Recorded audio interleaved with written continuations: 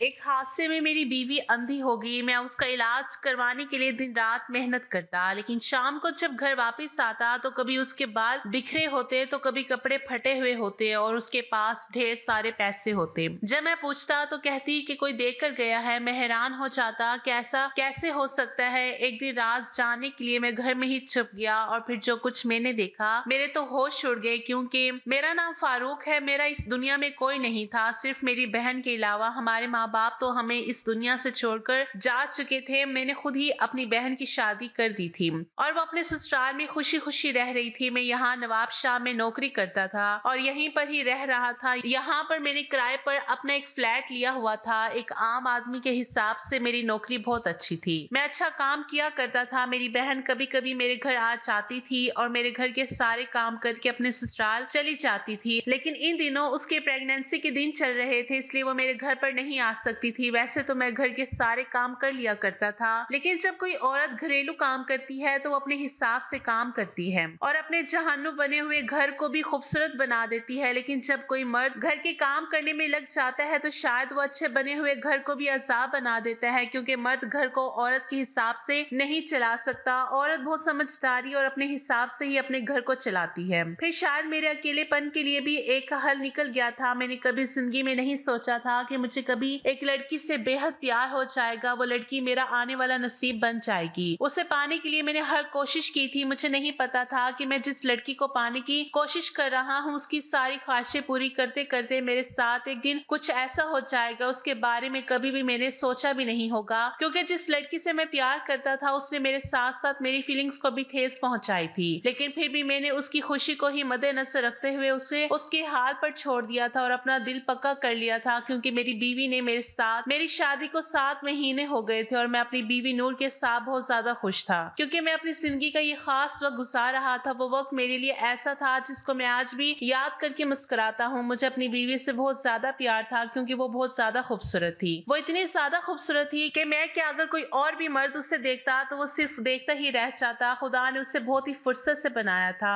उसकी खूबसूरती ऐसी थी कि मैं उसकी खूबसूरती की तारीफ ही करता रहता था। उसके चेहरे से मेरी नजर हटती ही नहीं थी। उसे अपनी खूबसूरती पर बहुत ही नाज था। वो अपनी खूबसूरत होने पर बहुत फख्र किया करती थी और इसी वजह से वो किसी को मुंह तक नहीं लगाती थी। लेकिन मुझे उसकी ये आदत बहुत पसंद आई थी और मैंने सोच लिया था कि मैं उसी लड़की से शादी करूंगा। बस इसी बात ने मुझे बहुत ज्यादा बेइज्जत किया था। मैंने उसको पाने के लिए उसके घर के बहुत चक्कर लगाए थे और फिर इतनी मेहनत करने के बाद आखिरकार मेरी कोशिश रंग ले आई थी और मैं अपने मकसद में कामयाब हो गया था। नूर से मेरी शादी भी हो गई थी। नूर से शादी हो जाने के बाद मैं खुद को दुनिया का सबसे खुशकिस्मत इंसान समझने लग गया था, क्योंकि मेरे लिए ये बहुत खुशी की बात थी कि सबसे खूबसूरत लड़की मेरी बीवी बन गई थी और फिर वो मुझे बेहद पसंद थी। मैंने जिसे चाहा था उसे पा भी लिया था। अब मैं चाहता था कि जितनी मोहब्बत मैं नूर से करता हूँ वो भी मुझसे उतनी ही ज्यादा मोहब्बत करने लगे। मैं चाहता था कि मेरी वजह से नूर को किसी चीज में कोई परेशानी ना हो। मैं उसकी हर ख्वाहिश को पूरी करने की कोशिश करता था ताकि जिंदगी के किसी भी मोड़ पर उसके माँ बाप का ये फैसला उनको गलत ना लगे। क्योंकि उसके माँ बाप ने अपनी मर्जी से मेरी शादी उसके साथ करवाई थी। मेरी लव मैरिज अरेंज मैरिज के रूप में बदल गई थी। मुझे इस बात की बेहद खुशी थी, इसलिए मैं अपनी शादी के बाद दिन रात मेहनत करने लगा था। वैसे तो मेरी पहले से ही अच्छी जॉब थी, लेकिन जब से मेरी शादी नूर से हुई थी मैं उसके हर ख्वाब को पूरा करने की हर तरह से कोशिश कर रहा था। इसलिए पैसा कमाना और मेहनत करना बहुत जरूरी था। लेकिन इतनी कुर्बानियां देने के बावजूद भी मैं नूर की ख्वाहिशों को पूरी नहीं कर पा रहा था, क्योंकि नूर की ख्वाहिशात और उसके ख्वाब बहुत ऊंचे ऊंचे थे और उसके ख्वाबों को पूरा करने के लिए मुझे बहुत सारे पैसों की जरूरत थी जो कि मेरे पास नहीं थे। मैं जो कमाता था वो सारे ही खर्च हो जाया करते थे। मेरे पास कुछ भी सेविंग नहीं थी, लेकिन फिर भी मैंने नूर को यकीन दिलाया था और उससे वादा किया था कि मैं कोशिश करूंगा उसकी हर ख्वाहिश को पूरा करने की। मैं बहुत जल्दी तुम्हारे ख्वाब को पूरा कर दूंगा। मेरी बात सुनकर नूर खामोश हो जाती थी और यकीन ना करते हुए अंदाज के साथ मेरी तरफ देखकर मुस्कुरा देती थी। वो सिर्फ अपने चेहरे पर नॉर्मल सी मुस्कुराहट सजाती थी। जिस तरह से मैं उसे खुश देखना चाहता था वो उस तरह से खुश नहीं होती थी। उसकी मुस्कुराहट को देखकर मैं एक अजीब सी उलझन का शिकार हो जाता था, क्योंकि मुझे ये बात समझ नहीं आती थी कि इसकी मुस्कुराहट में कोई राज छुपा हुआ है या फिर उसको मेरी बात पर यकीन नहीं है। फिलहाल जो भी था मैंने अपने दिल में पक्का फैसला कर लिया था कि मैं उसके इस यकीन ना करने वाले अंदाज को एक दिन यकीन करने वाले अंदाज में बदल दूंगा, चाहे मुझे उसके लिए कुछ भी क्यों ना करना पड़े। इसलिए अब जॉब करने के साथ साथ मुझे अलग से और भी कोई काम मिलता था तो वो भी करने लग गया था, क्योंकि कोई भी काम करते हुए मैंने कभी खुद को किसी से कम महसूस नहीं किया था। इसलिए मैं दिन के टाइम जॉब करता था और रात को मुझे कहीं भी कोई भी काम मिल जाता तो वो भी मैं खुशी खुशी कर लिया करता था, क्योंकि नूर की खुशियां मुझे अपनी जान से भी ज्यादा बढ़कर थी। ये सब कुछ मैं अपनी प्यारी बीवी के लिए कर रहा था ताकि एक्स्ट्रा काम करके मुझे कुछ ज्यादा पैसे मिल सके और मैं इन पैसों से नूर को घुमाने फिराने के लिए ले जाया करूंगा। यही सोचकर मैंने पूरे 2 महीने बड़ी ही मेहनत के साथ काम करके गुजारा था और फिर उससे मिलने वाले पैसों से मैं नूर को एक अच्छे से और बड़े से रेस्टोरेंट में लेकर गया था, जहां पर हमारे शहर में मशहूर और अमीर बिजनेसमैन खाना खाया करते थे। वहां जाकर वो बहुत खुश हुई थी और मैं नूर को देखकर दिल से बहुत खुश था और बेफिक्र भी हो गया था। मैंने दिल ही दिल में खुदा का शुक्र अदा किया था और सोचा था कि चलो इतने टाइम में ही सही पर मैंने अपनी बीवी को खुशी तो दे ही दी। अब मैंने ये अपनी हर हफ्ते की रूटीन बना ली थी। हर हफ्ते नूर को अपने साथ किसी ऐसी जगह पर ले जाता था जहां पर मेरे पैसे तो ज्यादा खर्च हो जाते थे, पर मेरी बीवी के चेहरे पर मेरी वजह से मुस्कान आ जाती थी। और हर दूसरे तीसरे दिन उसी रेस्टोरेंट में लेकर जाता था जहां पर हम लोग गए थे। वहां जाने के बाद हम लोग खाना खाते थे। मेरे लिए ये सब काफी महंगा तो पड़ता था, लेकिन मेरी बीवी के चेहरे की मुस्कान उससे कहीं ज्यादा महंगी थी। यह होटल दिखने में बिल्कुल शानदार था। हम लोग वहां जाकर खाना खा लेते थे और उसके बाद मैं अपनी बीवी को आइसक्रीम भी खिलाने के लिए लेकर जाता था। लेकिन अब मैंने जब से अपनी बीवी की सारी ख्वाहिशों को पूरी करने की कोशिश की थी तो मैंने नोटिस किया था कि अब जब भी मैं नूर को घर से बाहर लेकर आता था वो पहले की तरह ज्यादा खुश नजर नहीं आती थी और ये बात मैंने महसूस कर ली थी। इसलिए मैंने नूर से उसकी वजह पूछी थी कि आखिर तुम खुश क्यों नहीं हो, क्या कुछ कमी रह गई है? तो वो मुझसे कहने लगी कि मैं एक ही जगह पर बार बार जाकर बोर हो गई हूँ, तो मुझे इसी रेस्टोरेंट में लेकर आते रहते हो। माना कि ये रेस्टोरेंट बहुत बड़ा है, अच्छा है, मगर इंसान एक ही काम को बार बार करके बोर हो जाता है और मैं भी अब बोर हो गई हूँ। तुम्हें नहीं लगता कि हमें और कहीं भी जाना चाहिए? मैंने कहा तो तुम्हें मुझे बता देना चाहिए था कि आखिर तुम कहाँ जाना चाहती हो। उसने मुझसे कहा था कि ये तो तुम्हें सोचना चाहिए था कि आखिर हम लोग हमेशा एक ही जगह पर क्यों आते हैं,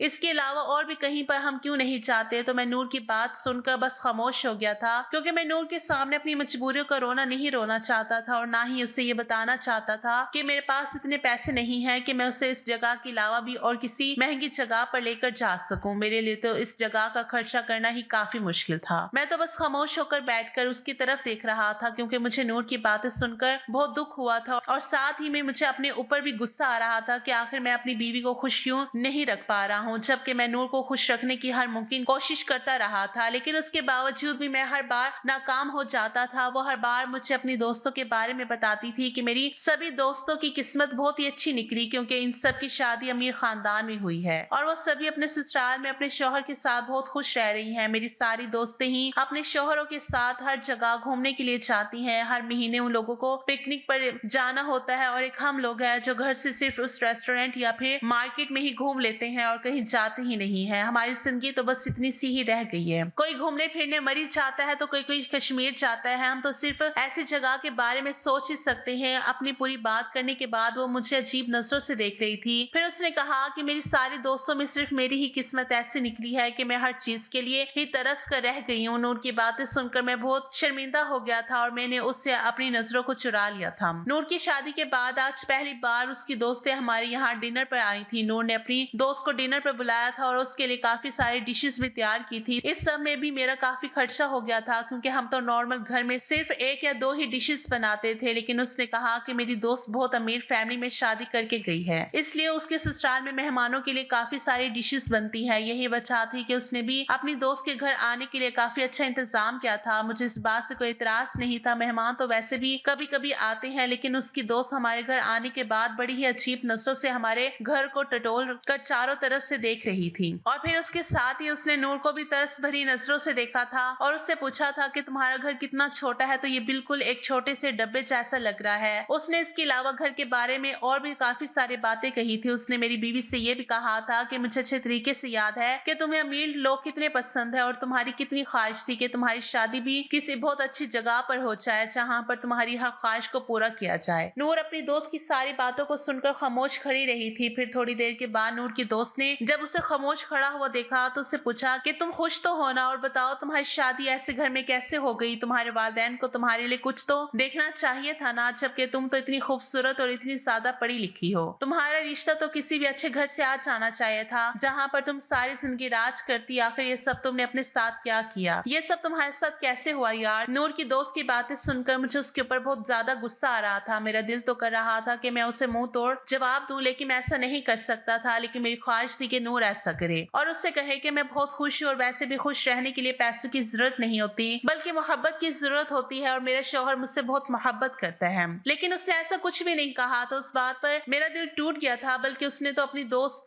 का साथ दिया था, उसने बुरा सा मुंह बना लिया था और अपनी दोस्त से कहा था कि खूबसूरत होने से भला क्या होता है, बस इंसान की किस्मत अच्छी होनी चाहिए। शायद मेरी किस्मत अच्छी नहीं थी, तभी तो मेरी शादी यहाँ पर हो गई। बस इंसान अपनी किस्मत के हाथों मजबूर हो जाता है। मैंने बहुत सी खूबसूरत लड़कियों को उनकी किस्मत के हाथों दर बदर की ठोकरें खाते हुए देखा है। बस मेरा नसीब इन बदकिस्मत लोगों की तरह ही है, जिनको अपनी ख्वाहिशों का गला अपने ही हाथों से घोटना पड़ता है। नूर की बातें सुनकर मुझे ऐसा लगा था जैसे किसी ने मेरे मुंह पर जोरदार थप्पड़ मारा हो। मुझे बहुत ही ज्यादा शर्मिंदगी महसूस हो रही थी, क्योंकि मुझे नूर से ऐसी उम्मीद नहीं थी। मुझे अपनी मोहब्बत पर बड़ा ही मान था और मुझे लगता था कि नूर को भी मेरी मोहब्बत के अलावा और कुछ नहीं चाहिए, और अगर ऐसा था भी तो वो शायद दूसरों के सामने ऐसा कुछ जाहिर नहीं करेगी। मेरे घर में कोई परेशानी हो रही है, लेकिन वो तो अपनी दोस्त के सामने मेरी सारी बातें खोल चुकी थी। नूर की ये सारी बातें सुनकर मेरा सारा भरम चूर चूर हो गया था और मुझे ऐसा लग रहा था कि जैसे कोई मेरे कदमों तले से जमीन खींच रहा है। फिर मैं उन दोनों को आपस में बातें करता हुआ छोड़कर खामोशी से घर से बाहर निकल आया था, क्योंकि उसके अलावा मैं और कुछ नहीं सह सकता था। और सारा दिन मैंने बाहर गुजार दिया था। मैं रात को बहुत देर से घर वापस आया था, क्योंकि मुझे हर चीज से नफरत हो रही थी और मुझे अपने आप से तो घिन महसूस हो रही थी। मैं यही सोच सोच कर परेशान हो रहा था कि खुदा ने मेरी किस्मत कैसी बनाई है कि मैं अपनी बीवी की ख्वाहिशात को पूरा ही नहीं कर सकता। अगर मेरे बस में होता तो मैं अपनी बीवी के लिए चांद तारे भी तोड़ कर ला सकता था। देर रात को जब मैं घर वापस गया तो ये देखकर मैं हैरान रह गया कि नूर सो नहीं रही थी, बल्कि बैठी हुई मेरा इंतजार कर रही थी। वह मुझे देखकर जल्दी से मेरे पास आई थी और मुझसे कहने लगी थी कि आप कहाँ चले गए थे और जाते हुए मुझे कुछ बताकर भी नहीं गए थे। आपको पता है कि मैं आपके लिए कितनी परेशान हो गई थी। नूर को अपने लिए इस तरह से परेशान देखकर मुझे थोड़ी सी भी खुशी नहीं हुई थी,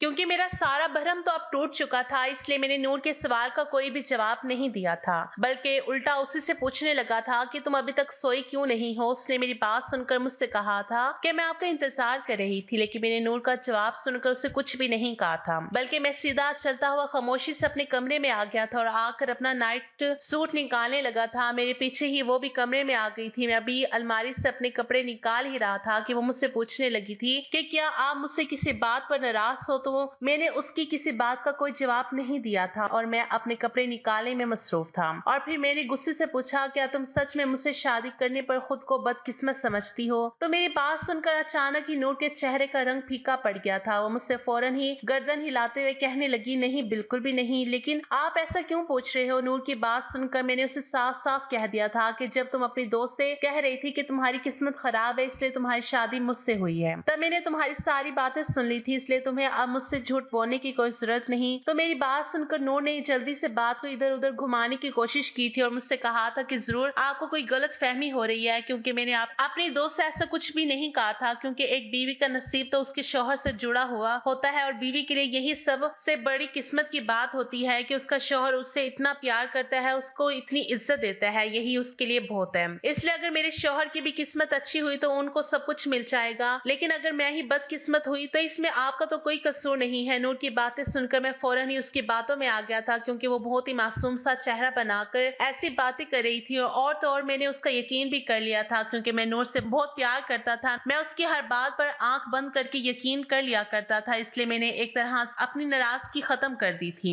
फिर कुछ ही दिनों के बाद नूर की उसी दोस्त के घर पर फंक्शन था और नूर वहीं पर जाने की जिद कर रही थी। मैं नहीं चाहता था कि नूर अपनी उसी दोस्त के घर जाए, क्योंकि जब वो हमारे घर आई थी तो उसकी बातें सुनकर वो मुझे बिल्कुल भी अच्छी नहीं लगी थी, इसलिए मैंने नूर को वहां जाने से साफ मना कर दिया था। लेकिन वो किसी की बात नहीं मानती थी, बल्कि वो तो अपनी ही चलाती है, इसलिए मैं भी उसकी जिद के आगे मजबूर हो गया था और उसे जाने की इजाजत दे दी थी। लेकिन नूर रात को काफी देर के बाद घर वापस आई थी। उससे घर आने में काफी रात हो गई थी। मुझे उसकी बहुत फिक्र सता रही थी, इसलिए नूर के आते ही मैंने उससे पूछा था, इतनी देर क्यों कर दी तुमने घर आने में। मेरी बात सुनकर उसने कहा था कि आज इतने टाइम बाद हम कॉलेज की सारी दोस्तें एक साथ मिली हैं और अपने गुजरे हुए दिनों को याद किया है, तो देर सवेर तो हो ही जाती है। और वैसे भी आप फिक्र मत करो, मेरी दोस्त खुद मुझे अपनी गाड़ी में छोड़कर यहाँ गई है और अब मैं बहुत थक गई हूँ, इसलिए अगर आपकी इंक्वायरी पूरी हो गई हो तो क्या मैं सोने के लिए जा सकती हूँ। ये कहकर नूर रुकी नहीं थी, बल्कि फौरन ही अपने कमरे में चली गई थी और मैं वहीं पर खड़ा हुआ बस उसे जाता हुआ देखकर रह गया था।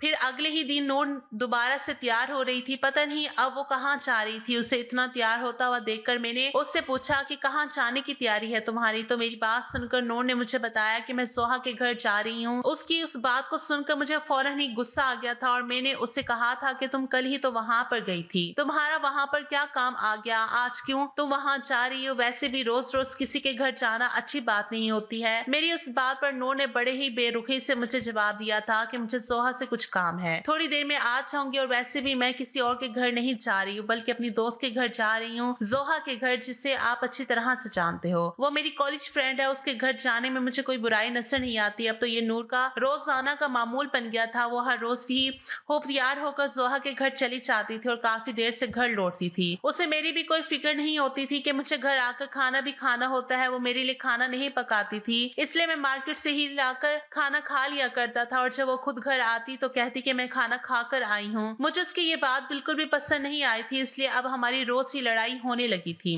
मेरे लाख समझाने पर भी वो मेरी किसी बात को सुनने के लिए तैयार नहीं थी। फिर एक दिन हमारी बहुत ही ज्यादा लड़ाई हुई थी, इतनी ज्यादा लड़ाई हो गई थी, हम दोनों एक दूसरे से अलग होने पर तैयार हो गए थे। लेकिन इससे भी नूर को कोई फर्क नहीं पड़ा था, बल्कि वो तो गुस्से में मुझे इस तरह से छोड़कर जोहा के घर चली गई थी। उसको मेरी नाराजगी की भी कोई परवाह नहीं थी। फिर मैंने सोच लिया था कि शायद अब नूर को गुस्से से नहीं बल्कि प्यार से समझाने की जरूरत है, क्योंकि वो बहुत जिद्दी है। इसलिए जब वो घर वापस आई थी तो मैंने इसका वेलकम बहुत अच्छे तरीके से किया था, ताकि उसे कुछ खास लगे और उसका मूड ठीक हो जाए। मैंने खुश होकर उसे कहा भी था कि हम लोग कहीं बाहर चलते हैं घूमने फिरने के लिए। पहले तो उसने बिल्कुल साफ इनकार कर दिया था कि मेरा मूड नहीं है, लेकिन फिर मेरे ज्यादा जिद करने पर वो मान गई थी। मैंने उसे कहा था कि तुम जल्दी से अच्छी तरह से रेडी हो जाओ, फिर हम दोनों कहीं बाहर चलते हैं। उसका मूड थोड़ा ठीक हुआ था तो मैंने गहरी सांस भरी थी कि चलो अच्छा है, उसके मूड में कुछ तो तब्दीली आई। हम दोनों खुशी खुशी घर से निकल गए थे। हमें घर से निकले हुए अभी थोड़ी ही देर हुई थी कि रास्ते में हम दोनों का एक्सीडेंट हो गया था। यह हादसा हमारे लिए बहुत ही खतरनाक साबित हुआ था, जिसमें नूर के सर पर बहुत ज्यादा चोट लगी थी और वो बेचारी बहुत ही तकलीफ में थी।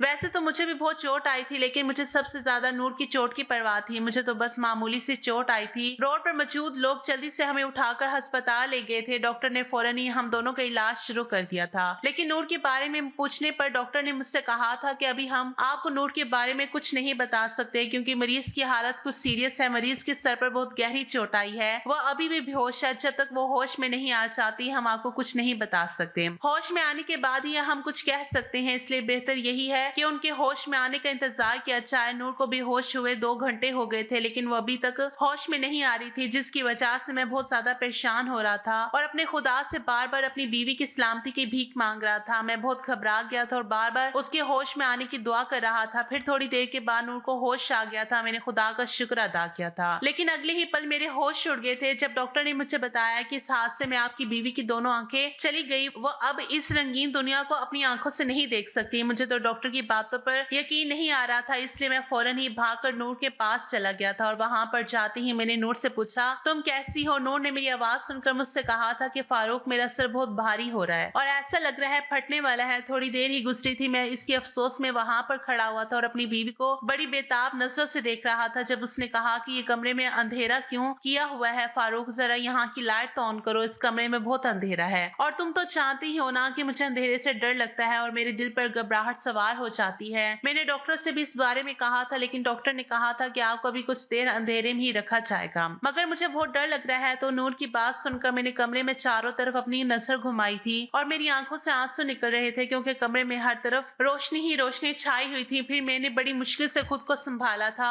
और नूर से कहा था कि तुम डरो मत, मैं हूं ना तुम्हारे साथ, इसलिए तुम्हें घबराने की कोई जरूरत नहीं है। फिर 2 दिन के बाद नूर की तबीयत काफी बेहतर हो गई थी, तो डॉक्टर ने उसे सारी सच्चाई बता दी थी, जिसे सुनकर मेरी बीवी बहुत ज्यादा रोई थी और मुझे भी उसकी हालत पर बहुत अफसोस था। लेकिन फिर उसने खुद को बहुत ही जल्द संभाल लिया था, जिसकी मुझे बिल्कुल भी उम्मीद नहीं थी। मैंने नूर से वादा किया था कि तुम्हारे इलाज भी करवा कर ही रहूंगा और तुम एक दिन जरूर ठीक हो जाओगे और पहले की तरह अपनी आंखों से देख सकोगी, क्योंकि डॉक्टर ने भी मुझे पूरी उम्मीद दिलवाई थी कि आपकी बीवी का इलाज मुमकिन है। नूर के इलाज के लिए मैंने एक बार फिर से जी तोड़ मेहनत करनी शुरू कर दी थी और इन पैसों से मैंने अपनी बीवी का इलाज करवाना शुरू कर दिया था। अब इस हादसे को कई महीने गुजर गए थे, लेकिन नूर को कोई फर्क नहीं हुआ था, जिसकी वजह से नूर ने अपनी हिम्मत हार दी थी और उसकी हालत अब दिन ब दिन खराब होती जा रही थी। मुझसे नूर की यह हालत देखी ही नहीं जा रही थी और मैं सारा दिन नूर से छुप छुप कर रोता रहता था, ताकि उससे और ज्यादा अफसोस ना हो, क्योंकि मैं खुद को नूर की इस हालत का जिम्मेदार समझता था। इसलिए मैंने कई बार नूर से माफी भी मांगी थी और उससे कहा था कि प्लीज मुझे माफ माफ कर दो क्योंकि ये सब कुछ मेरी वजह से ही हुआ था। तुम उस दिन कहीं पर भी नहीं जाना चाहती थी, लेकिन मैं फिर भी तुम्हें अपने साथ जबरदस्ती लेकर गया था, तभी तो ये सब कुछ हुआ था। अगर हम लोग उस दिन नहीं जाते तो शायद यह हादसा नहीं होता। मेरी बात सुनकर नूर मुझसे कहती थी कि इस सब में आपका कोई कसूर नहीं है, बल्कि इंसान के साथ तो वही होता है जो उसकी किस्मत में लिखा हुआ होता है। शायद मेरी किस्मत में यही सब कुछ लिखा हुआ था, इसलिए मेरे साथ ऐसा हुआ है। आप खुद को कसूरवार मत ठहराएं क्योंकि मैं आपको कसूरवार नहीं समझती। मैं नूर की बातें सुनकर और भी ज्यादा शर्मिंदा हो जाता था और मैं उसको इस हालत में नहीं देखना चाहता था। इसलिए मैंने उसको शहर के सबसे अच्छे क्लिनिक में दिखाया था और उसका महंगे से महंगा इलाज करवाना शुरू कर दिया था, जिसके लिए मैं दिन रात मेहनत करता था। मैं जब भी रात को घर वापिस आता था तो नूर को देखकर मेरा दिल बहुत दुख जाता था, क्योंकि कभी वो जमीन पर गिरी हुई होती थी और कभी बैठकर रो रही होती थी। वो मेरे पूछने पर बताती थी कि मुझे बहुत प्यास लगी हुई थी और मुझे पानी नहीं मिल रहा था। ये सब कुछ सुनकर मुझे बहुत ज्यादा दुख होता था और मैं सिर्फ पछतावे की दल में मैं धंसता चला जा रहा था। कभी कभी मेरा दिल करता था कि मैं सारा दिन अपनी बीवी के पास ही बैठा रहूं, उसका ख्याल रखूं, लेकिन फिर मैं ये भी सोचता था कि अगर मैं कहीं पर जाकर काम नहीं करूंगा तो मेरे पास पैसे कहां से आएंगे और इस तरह से मैं अपनी बीवी का इलाज भी नहीं करवा पाऊंगा। बस यही सब कुछ सोचकर मैं मजबूर होकर काम पर जाता था। फिर मैंने नूर के इलाज के लिए 15 लाख रुपए का कर्जा ले लिया था और अब उसका इलाज एक इंटरनेशनल हॉस्पिटल में शुरू करवा दिया था। नूर के इलाज को 2 महीने का टाइम हो गया था, लेकिन उसे जरा भी फर्क नहीं पड़ रहा था। मैं इस बात से बहुत ज्यादा परेशान था क्योंकि मैं किसी तरह से उसके इलाज में कोई भी कमी नहीं कर रहा था, फिर भी उसकी आंखों की रोशनी में कोई फर्क नहीं आ रहा था। मेरे साथ साथ सारे डॉक्टर भी परेशान हो गए थे कि आखिर नूर क्यों ठीक नहीं हो रही। हालात और भी ज्यादा गमगीर हो गए थे। नूर का इलाज करवाते हुए मैं सड़क पर आ गया था और मेरी हालत भिखारियों जैसी हो गई थी। कई बार तो मेरी बहन ने भी मुझे नूर के इलाज के लिए पैसे दिए थे, लेकिन मैं उससे भी ज्यादा पैसे नहीं ले सकता था। वो मेरी बहन थी, उससे मेरा बहुत ख्याल था। एक दिन उसने मुझे समझाने के लिए कहा था कि भैया भाभी का इलाज अब ना करो क्योंकि तुम्हारी हालत बहुत बुरी हो गई है, लेकिन मेरा दिल नहीं मानता था क्योंकि मैं नूर से बहुत प्यार करता था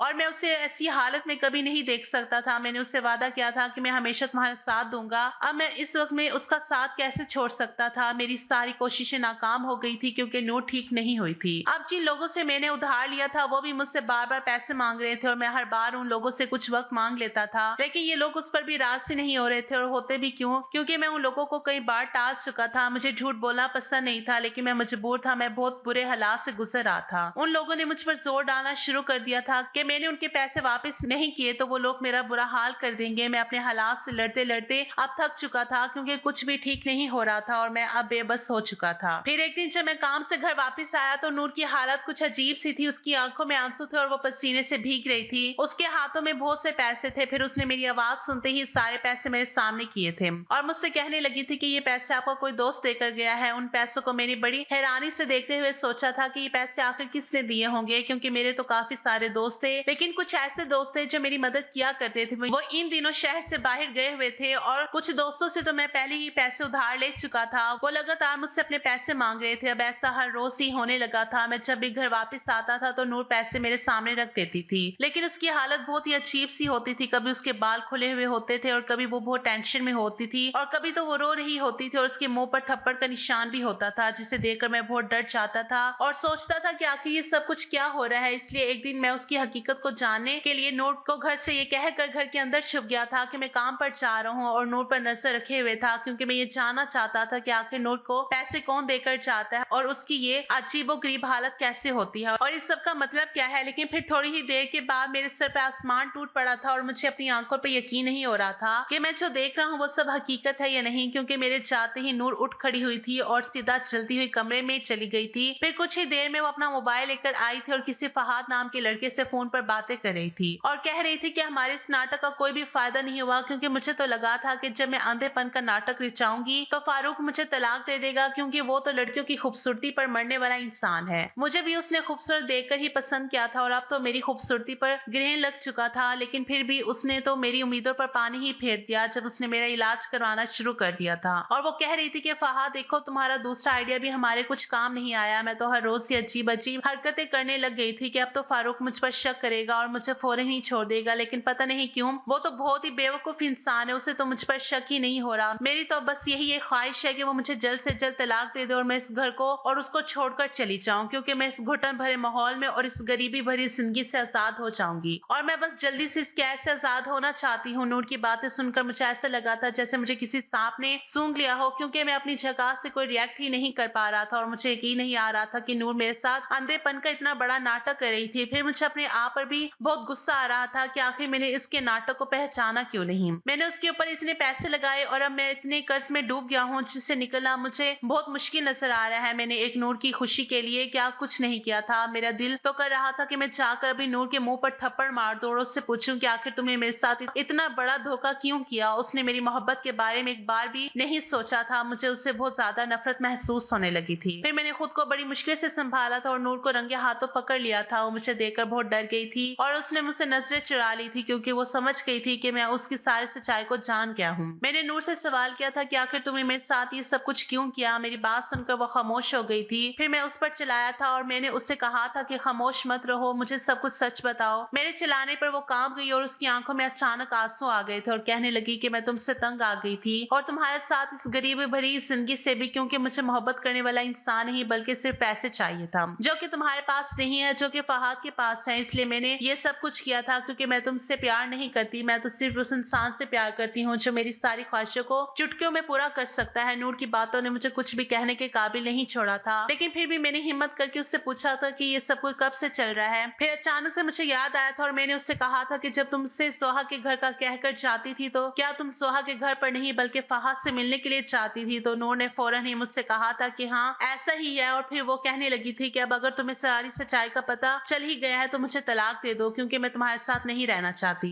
नूर की बात सुनकर मैंने उसे तलाक दे दी थी क्योंकि मैं उसे हमेशा खुश देखना चाहता था और अपने साथ ना से ही किसी और के साथ ही सही, लेकिन तलाक 2 हफ्ते के बाद हुआ था। मैं अकेली ही अब नूर की यादों के सहारे अपनी जिंदगी को गुजार रहा था। हम दोनों की तलाक को 5 महीने ही गुजरे थे कि नूर फिर से मेरे पास आ गई थी और इस बार वो रोती हुई आई थी। उसने आकर मुझे बताया था कि फहाद ने उसे धोखा दिया क्योंकि वो अमीर आदमी नहीं है, बल्कि जो घर और गाड़ी उसने नूर को मुतासिर करने के लिए दिखाई थी वो तो उसकी बॉस की थी जहां पर वो जॉब किया करता था और उसके बॉस ने अब उसे जॉब से निकाल दिया। और इतना ही नहीं बल्कि फहाद तो पहले से ही शादीशुदा है और उसके 3 बच्चे भी हैं। वो तो सिर्फ नूर के साथ टाइम पास कर रहा था। उसको तो अपने बच्चों की परवरिश करना भारी पड़ा है और उसके पास तो नूर को देने के लिए कुछ भी नहीं था। उसने मुझसे कहा था फारूक तुम मुझे माफ कर दो और एक बार फिर से मुझसे शादी करके मुझे अपने घर में जगह दे दो। मैं तुमसे वादा करती हूँ कि इस बार मैं तुम्हारा बहुत ख्याल रखूंगी और तुमसे बहुत मोहब्बत भी करूंगी क्योंकि मुझे तुमसे प्यार हो गया है। मुझे एहसास हो गया है कि मेरी बहुत बड़ी गलती थी। मैंने तुम्हारे साथ जो किया मुझे उसकी सजा मिली, जबकि तुम तो बहुत अच्छे इंसान हो। तुम मुझसे बहुत प्यार करते थे और तुमने मेरी खातिर क्या नहीं किया था और मैं कभी तुम्हारे प्यार को नहीं समझ पाई। मुझे कबूल कर लो। नूर की बात सुनकर मैंने उससे कह दिया था कि मुझे एक ही पत्थर से 2 बार चोट खाने की आदत नहीं है और वैसे भी तुमने मेरे साथ जो कुछ भी किया उसके बाद तुम अपनी इज्जत मेरे दिल से खो चुकी हो, इसलिए अब मैं दोबारा तुम्हारी शक्ल भी नहीं देखना चाहता। तो मेरे घर से चली जाओ और दोबारा कभी पलट कर मेरे पास वापस मत आना क्योंकि अब मैंने खुद को संभालना सीख लिया है। वो रोती हुई मेरे पास से वापस अपने मायके अपने माँ बाप के पास चली गई थी। उन्हीं के पास रह रही है। उन लोगों ने भी मुझ पर बहुत जोर दिया था कि मैं नूर से दोबारा से शादी कर लूं, लेकिन मैंने उनकी भी कोई बात नहीं मानी थी। मेरी जिंदगी बहुत परेशानी भरी गुजर रही थी। मैं बहुत परेशान था। फिर एक दिन एक आदमी मेरे पास आया। उसने मुझसे कहा था कि ये पैसे मैंने तुमसे 3 साल पहले उधार लिए थे और तुम ये पैसे मुझे देकर भूल गए थे, इसलिए मैं ये पैसे तुम्हें अब 3 साल बाद देने के लिए वापस आया हूँ क्योंकि अब मेरा कारोबार अच्छा चलने लगा है और खुदा का दिया मेरे पास सब कुछ है, इसलिए मैं अपने ऊपर तुम्हारा कर्ज नहीं रख सकता। मुझे तब याद आया था कि जब मेरी बहन की शादी हुई थी तब मेरे पास काफी सारी सेविंग थी, तो इस इंसान ने मुझसे अपने कारोबार करने के लिए कुछ पैसे मांगे थे। मैंने उसको 20 लाख रुपए दिए थे और इस इंसान ने मुझे मेरी बहन की शादी पर बड़ी मुश्किल से 5 लाख रुपए तो दे दिए थे, लेकिन 15 लाख रुपए अभी भी बाकी रह गए थे। मैं इन पैसों के बारे में बिल्कुल भूल चुका था। मैंने अपने इन पैसों से एक बिजनेस शुरू कर दिया था। खुदा ने मुझे बहुत ही तरक्की दी थी और कुछ दिनों बाद ही मेरी बहन ने मेरे लिए एक अच्छी सी लड़की देकर मेरी शादी भी करवा दी थी, जिसके साथ मेरी जिंदगी बहुत अच्छी गुजर रही है और अब 3 साल बाद मैं एक बेटी का बाप भी हूँ। दोस्तों उम्मीद करती हूँ आपको हमारी कहानी पसंद आई होगी। कहानी पसंद आए तो वीडियो को लाइक करें, चैनल पर नहीं है तो चैनल को सब्सक्राइब करें और हाँ नोटिफिकेशन बेल को जरूर दबाएं ताकि अगली अपडेट सबसे पहले आपको मिले। शुक्रिया। अल्लाह हाफिज।